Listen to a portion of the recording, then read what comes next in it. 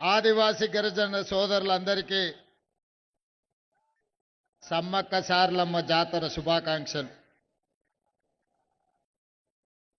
మిత్రులారా, ఈనాడు సమ్మక్క సారలమ్మ పాదాల సాక్షిగా తెలంగాణ రాష్ట్ర ప్రభుత్వం అంతా తరలి వచ్చి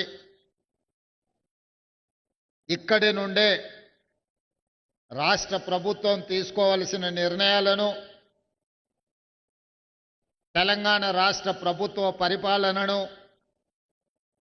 మేడారానికి తరలించి ఈ కార్యక్రమంలో నాతో పాటు విచ్చేసిన ఉప ముఖ్యమంత్రి వర్యులు బట్టి విక్రమార్క గారు, సహచర మంత్రివర్గ సభ్యులు, పార్లమెంట్ సభ్యులు, శాసనమండలి సభ్యులు, శాసనసభ్యులు, వివిధ కార్పొరేషన్లకు సంబంధించిన చైర్మన్లు, ప్రభుత్వ ఉన్నతాధికారులు, వేలాది మంది సమ్మక్క సారలమ్మ భక్తులందరూ విచ్చేసి ఈ కార్యక్రమాన్ని విజయవంతం చేసినందుకు మనస్ఫూర్తిగా ధన్యవాదాలు తెలియజేస్తున్నా. మరీ ముఖ్యంగా ఉమ్మడి ఆంధ్రప్రదేశ్లో కానీ తెలంగాణ రాష్ట్రంలో కానీ మంత్రివర్గం హైదరాబాదు నగరాన్ని దాటి బయట ఎక్కడ సమావేశం ఏర్పాటు చేసుకున్న సందర్భం లేదు.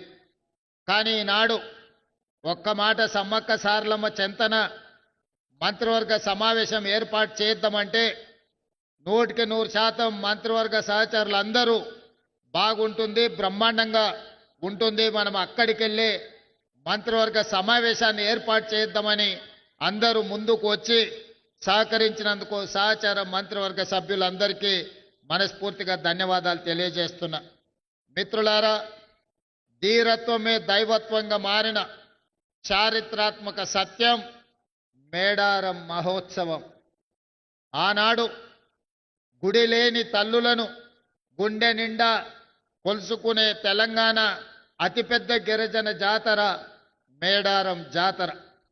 ఈ జాతరకు ఈ సమ్మక్క సారలమ్మ దేవతలకు మానవులుగా పుట్టి తాము నమ్మిన జనాని కోసం ఆనాడు కాకతీయుల మీదనే కత్తి దూసిన వీర వనితలు సమ్మక్క సారలమ్మలు.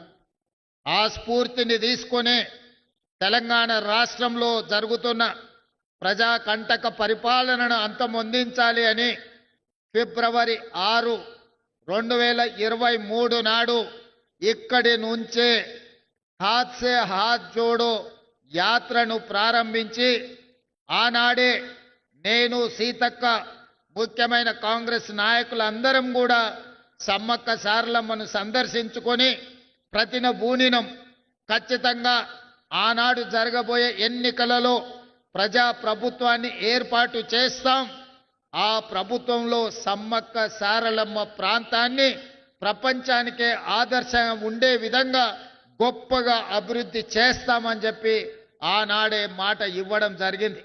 ఇచ్చిన మాట ప్రకారం 3 సంవత్సరాలు పూర్తి కాకముందే సమ్మక్క సారలమ్మ ప్రాంతాన్ని ప్రపంచ పుణ్యక్షేత్రంగా ఉత్తరాదిలో కుంభమేళ ఉంటే దక్షిణాదిలో సమ్మక్క సారలమ్మ కుంభమేళాను నిర్వహించి ఈ దేశంలోనే కాదు ప్రపంచ నలుమూలల నుంచి ఆదివాసీలు, గిరిజనులే కాదు గిరిజనేతరులను ప్రతి వాళ్ళను ఇక్కడికి రప్పించే విధంగా ఒక అద్భుతమైన చారిత్రాత్మక కట్టడాలను కట్టాలని దానికి సంబంధించిన నిధులను ఎప్పటికప్పుడు విడుదల చేస్తూ ఈ అభివృద్ధికి మంత్రివర్గ సహచరులు సహకరించారు. దేవాదాయ ధర్మాదాయ శాఖ మంత్రిగా శ్రీమతి కొండా సురేఖమ్మ ఈ జిల్లా నుంచే ఉమ్మడి వరంగల్ జిల్లా నుంచే ప్రాతినిధ్యం వహించడము, అదేవిధంగా ములుగు శాసనసభ నియోజకవర్గం నుంచి మా సోదరిమణి, మా ఇంటి ఆడబిడ్డ సీతక్క ప్రాతినిధ్యం వహించడము,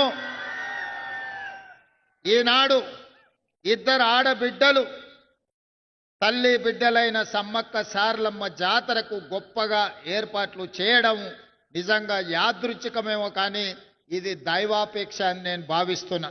2 ఆడబిడ్డల నేతృత్వంలో ఈ జాతరకు అద్భుతమైన ఏర్పాట్లు చేసే అవకాశం దేవుడు నాకు, మా సోదరిమణులకు ఇచ్చిండ్రు. ఇది అరుదైన సందర్భము, ఇది ఒక అద్భుతమైన సన్నివేశం. అదే విధంగా ఈ కార్యక్రమాన్ని ఇక్కడికే వచ్చి ఆర్కిటెక్ట్స్ తోని ఇతర ఇంజనీరింగ్ నిపుణులతో మాట్లాడినప్పుడు 100 రోజుల్లో పూర్తి చేయాలి అని అంటే అందరూ ఆశ్చర్యపోయినారు. ఆ రోజు వరంగల్ జిల్లా ఇన్ఛార్జ్ మంత్రి శ్రీనివాసరెడ్డి గారికి నేను ఒక మాట చెప్పిన, ఏది ఏమైనా 600 అక్కడి సూర్యుడు ఇక్కడ ఉదయించిన జనవరి 28 తారీఖు జాతర ప్రారంభమయ్యే లోపల ఇక్కడ పనులు పూర్తి చెయ్యాలి. నువ్వు ఏమి చేస్తావో నాకు తెలియదు, అది మీదే బాధ్యత అని పొంగులేటి శ్రీనివాసరెడ్డి గారికి బాధ్యత అప్పచెప్పిన. ఇక ఆ రోజు నుంచి వారు వెనుదిరిగి చూడలే. ఎంతో మందికి నిష్ఠూర్కమైనా కూడా ఈయనే కూర్చొని ప్రతి సందర్భంలో ఈ పనులను పర్యవేక్షించుకుంటూ ముందుకు తీసుకెళ్ళారు. వారితో పాటు ఆర్థిక మంత్రి గారు కూడా మిగతా సందర్భాలలో వారు కొంచెము ఖజానాకు గట్టిగా ఇట్లా పిడికిట్లో పట్టుకుంటారు. ఈ విషయంలో మాత్రం అడిగిన వెంటనే ఎంత కావాలంటే అంత, అవసరమైతే ఇంకేమైనా కావాలన్నా తీసుకోండి, ఎట్టి పరిస్థితుల్లో జనవరి 28 తారీఖు లోపల అన్ని పనులను పూర్తి చెయ్యాలని పెద్ద మనసుతోని ఖజానాలో నుంచి నిధులిచ్చి ఈరోజు ఈ అద్భుతమైన సన్నివేశానికి సహకరించినందుకు వారికి కూడా నేను ప్రత్యేకమైన కృతజ్ఞతలు తెలియజేస్తున్నా. మిత్రులారా, ప్రతి మనిషి 50 ఏళ్ళలో 60 ఏళ్ళలో 100 ఏళ్ళలో జీవిస్తాడు. కానీ అతను మరణించిన రోజు అతని కుటుంబ సభ్యులు కానీ అతనికి తెలిసిన వాళ్ళు కానీ అతను జీవిత కాలంలో ఏమైనా ప్రజలకు ఉపయోగపడే పని చేసిండా అని వెనుదిరిగి చూసుకుంటే చాలామంది జీవితాలలో శూన్యం కనిపిస్తుంది. కానీ నాకు ఒకవేళ ఏ రోజైనా మరణం అంటూ వస్తే ఆ రోజు వెనక్కి తిరిగి చూసుకున్నప్పుడు సమ్మక్క సారలమ్మ జాతరకు అద్భుతమైన ఏర్పాట్లు చేసి గిరిజనులకే కాదు గిరిజనేతర సోదరులకు కూడా ఒక మంచి పుణ్యక్షేత్రాన్ని అందించిన అనే సంతృప్తి మిగులుతుంది. ఇది అరుదైన అవకాశం. 800 సంవత్సరాల చరిత్ర కలిగిన సమ్మక్క సారలమ్మలు కాకతీయులపై పౌరుషాన్ని ప్రదర్శించి కాకతీయుల మీదనే కత్తి దూసిన ఆడబిడ్డలకు గొప్పగా ఈ ఏర్పాట్లు చేయడము నాకు జీవితకాలం గుర్తుండిపోయే సందర్భం. అందుకే ఈనాడు మొత్తం మంత్రివర్గాన్ని రాష్ట్ర ప్రభుత్వాన్ని ఇక్కడికి తీసుకొచ్చి సమ్మక్క సారలమ్మ సన్నిధిలో 2023 ఫిబ్రవరి 6 తారీఖు నాడు ఏ మొక్కైతే మొక్కినమో ఈనాడు ఆ మొక్కును చెల్లించుకున్నాము. ఈ సంతృప్తి జీవితకాలం గుర్తుంటుంది. ఖచ్చితంగా ఇక్కడ ఒక తిరుపతి స్థాయిలో ఒక కుంభమేళ స్థాయిలో భక్తులు నిరంతరం ఇక్కడికి వస్తూనే ఉంటారు. వాళ్ళకు కావలసిన ఏర్పాట్లన్నిటిని కూడా ఈరోజు అభివృద్ధి చేస్తాం. జంపన్న వాగు అభివృద్ధే కాదు, ఈ ప్రాంతంలో పుణ్యక్షేత్రాన్ని దర్శించుకోవడానికి వచ్చే వాళ్లకు అన్ని రకమైన వసతులను ఈరోజు మనం చేసుకోదలుచుకున్నాం. అదేవిధంగా రామప్ప నుండి లక్కవరం వరకు పైప్ లైన్తో జంపన్న వాగులో నిరంతరం నీళ్లు ఇస్తాం. దీనికి సంబంధించిన నిధులు కూడా భక్తులకు కూడా భక్తులకు స్నానాలు చేయడానికి పవిత్ర స్నానం చేసి సమ్మక్క సారలమ్మను సందర్శించుకోవడానికి అవసరమైన నీళ్లను రామప్ప లక్కవరం చెరువు నుంచి ఇక్కడి వరకు పైప్ లైన్ వేసి శాశ్వతంగా నీటి సమస్యను కూడా ఈరోజు మనము ఏర్పాటు చెయ్యాలని అనుకుంటున్నాం. అందుకే మిత్రులారా, ఎవరేమనుకున్నా నాకేమి బాధ లేదు. ఒక మంచి పని చేసినప్పుడు మిగిలే సంతృప్తి అన్నిటికంటే మించింది. అందుకే ఈనాడు ఇంత ఆలస్యమైన వేలాది మంది ఈరోజు ఇక్కడ ఎదురు చూస్తున్నారు అని అంటే ఒక మంచి పని చేసినందుకు మీరందరూ ఆశీర్వదించడానికి వచ్చిండ్రు అని నేను భావిస్తున్నా. రేపు ఉదయం సమ్మక్క సారలమ్మ గుడిని ప్రారంభించుకొని భక్తులకు అంకితం చేస్తాం. ఇంకా ఉన్న పనులన్నిటిని కూడా తొందరలోనే పూర్తి చేసి నిరంతరం ప్రతి సంవత్సరం ఇక్కడికి కోట్లాది మంది భక్తులు వచ్చే విధంగా ఈ ప్రాంతాన్ని అభివృద్ధి చేస్తాం.